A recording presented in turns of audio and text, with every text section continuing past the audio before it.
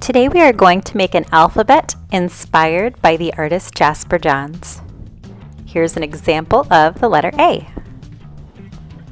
For this project, we'll have some supplies that we will be using. The first thing is a thicker piece of paper. It could be construction paper, tag board.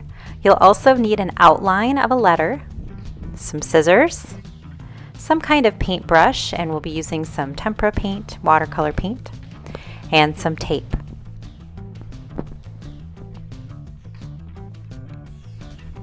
I'm going to start off with my thick piece of paper, and I'm going to get my brush wet with some water. And it actually works for this first layer to use watercolor paint or watered down tempera. And I'm going to make brush strokes that are either vertical, up and down, or horizontal. And I'm starting with the color yellow, which is my lightest color. Now for this project, we will only be using the three primary colors, which is red, yellow, and blue. And so for the first step, I want to make sure I use lots of yellow. This is the under layer, and we want the under layer to actually be lighter than the second layer. And so by using a little bit more yellow than like the red or the blue, it will keep this layer nice and light. So I'm making lots and lots of lines with my brush that are vertical, up and down, or horizontal, sideways.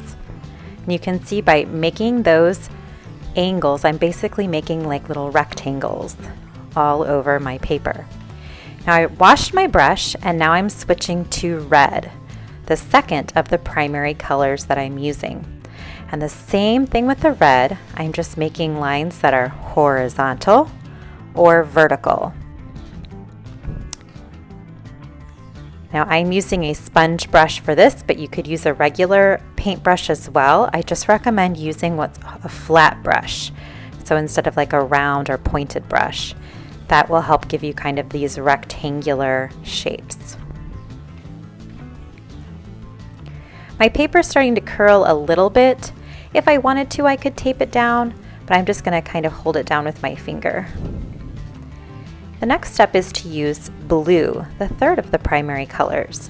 Now my blue here is really dark, and it's because I didn't do a very good job washing out my brush. So make sure when you're switching to another color that you really wash out your brush well so that you don't get red and blue mixed, making purple. There, that's a little bit better. Like I said before, we really want to keep this layer nice and light. So I'm trying to keep my blue a little bit more watered down than before and keep it nice and light. Now I'm just kind of going in and looking for some areas that I missed from before, and I'm filling them in with horizontal and vertical blue.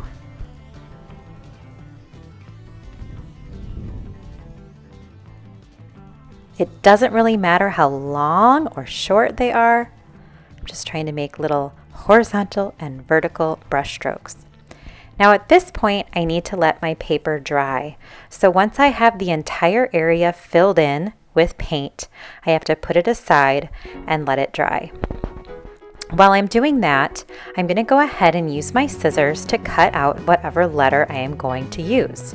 Now you could also use numbers for this project as well. But we're going to do letters of the alphabet. Here's the letter A. I'm using my scissors to cut out the letter A.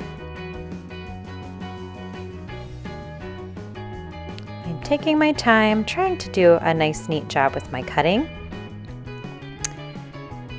so that I have a nice outline. Now you'll notice too that the letter A has a section on the inside of the letter, and it's very important that we cut that section out as well. So I'm going to try to take my scissors and poke a hole right in the middle of the A. Do this very carefully, and then I'm going to cut out the center part of the A as well.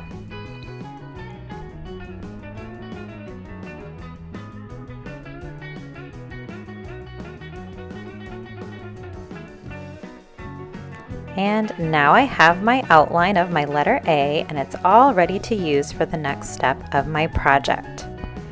All right, my paint is dry. and here's my cutout A. I'm going to turn it upside down, and I'm going to use 2 pieces of tape. This is painter's tape. You could also use masking tape or scotch tape. It doesn't really matter. I'm going to roll the tape, and I'm just going to stick it in 2 different parts of the back of my letter. I don't need lots of tape for this step because we will be taking it off again. It's just to kind of help hold the letter in place. Okay, now I'm going to paint my second layer of paint. And in this video, I'm starting with yellow, but really it doesn't matter which color you start with in this round. I'm going in with a little bit of yellow, but because this is the second layer, I really want to keep my darks more important than my lights. So I'm throwing in some yellow here and there, also staying with the vertical and horizontal brush strokes.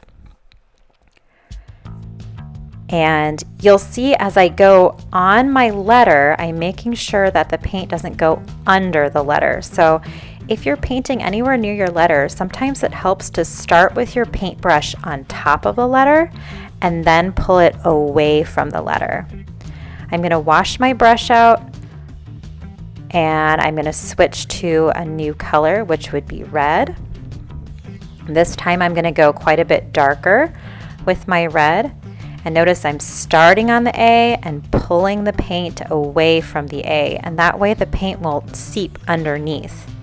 I'm also going to not use very much water on this level or this layer of paint because I do not want the water to kind of bleed underneath that letter. I really want to keep that A nice and strong.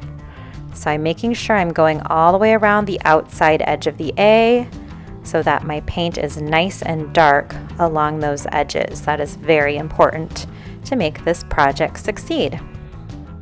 I'm also throwing in some dark spots of red in the other places kind of around my A. It's okay if you leave some of the light colors showing through too.